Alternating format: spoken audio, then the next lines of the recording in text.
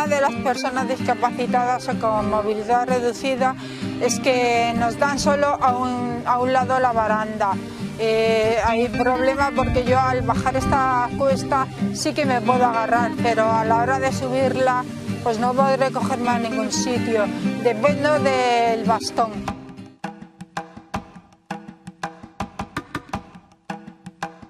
No puedo subir escalones ni nada, yo no puedo, ni por la rampa tampoco. Tengo que ir con alguien para poder ir con alguien, si no, no podía.